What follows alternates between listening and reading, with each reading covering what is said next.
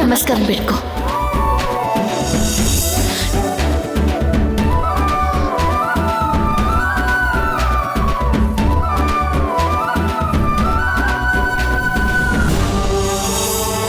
అమ్మా, నేను నందిని పక్కనే ఉన్నానమ్మా. మేమిద్దరం కలిసి ఈ కాలచక్రాల్ని నీకు అర్పిస్తున్నాం అమ్మా. వీటిని వెంటనే స్వీకరించమ్మా.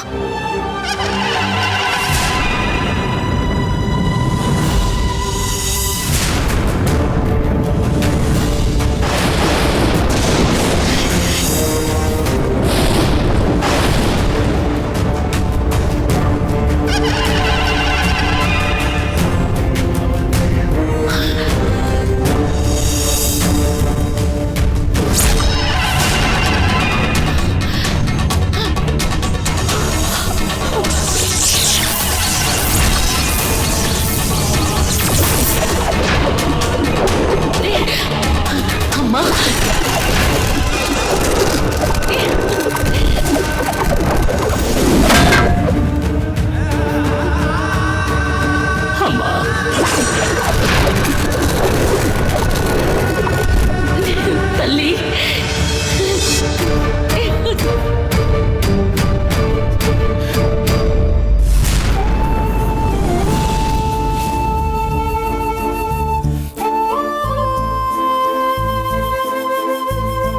ఈ సంతోషకరమైన సమయంలో మీ చేతులతోనే తాళి బొట్టిచ్చి నాగమ్మ తల్లి ముందే నా చెల్లెలి పెళ్లి జరిపించండి.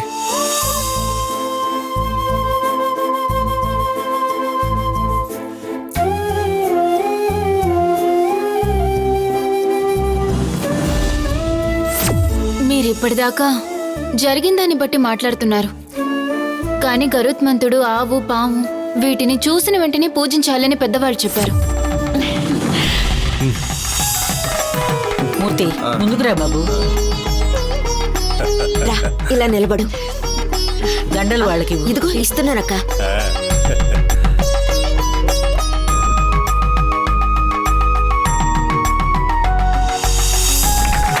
నేను అక్షంతలు తీసుకుంటాను.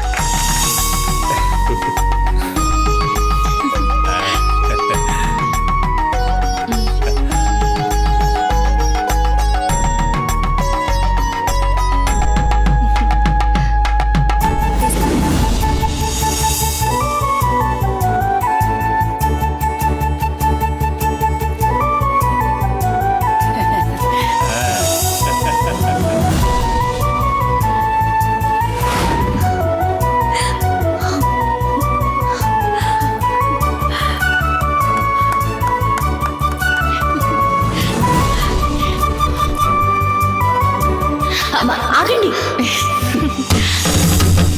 ఈ చోటుకి నాగమ్మ తల్లే దైవం.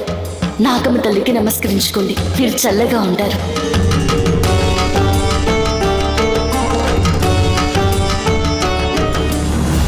నువ్వెవరిపై పగ తీర్చుకోవాలనుకున్నావో ఆ ఇంటి పెళ్లినే జరిపించి చందర్లపాడు పోతురాజు వాక్కును ఫలించేలా చేశావు.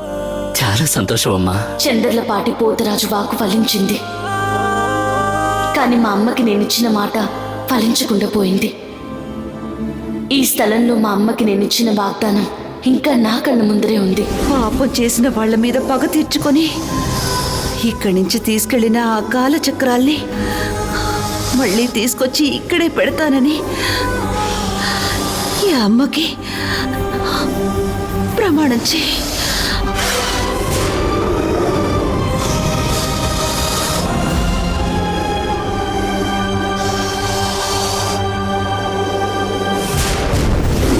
ఆ రోజు పార్వతి చెప్పిన దాన్ని పట్టించుకుని దిగులు పడకు. రాజశేఖర్కి ఎటువంటి మంచి కుటుంబం ఉంటుందని పార్వతికే తెలియదు. నీకు పెద్ద ప్రమాదం వచ్చినప్పుడు కుటుంబం మొత్తం నీకోసం దిగులు పడ్డం నువ్వే కళ్ళారా చూశావు. ఇవాళ పార్వతి ఉండుంటే తనకి నువ్వు చేసిన వాగ్దానం తనే వద్దని చెప్పుండేది. అది మాత్రమే కాకుండా నాగమ్మ తల్లి నిన్ను గంగను కలిపి కాలచక్రాలను స్వీకరించడాన్ని బట్టే గంగ కుటుంబాన్ని కూడా స్వీకరించిందని చక్కగా తెలుస్తోంది. న్యాయంగా నువ్వేం చేయాలో అదే చేశావు. ఇకపై నీ మనసులో ఎటువంటి అపరాధ భావమూ ఉండక్కర్లేదు. మీరెంత చెప్పినా నా మనసు కుదుట పడదు. ఎందుకంటే నాగుగా పుడితే తనన్న దానికి కట్టుబడుతుంది. ఆ మాటకి నేను కట్టుబడి తీరాలి. పౌర్ణమిలోగా కాలచక్రాలు నాగమ్మ తల్లి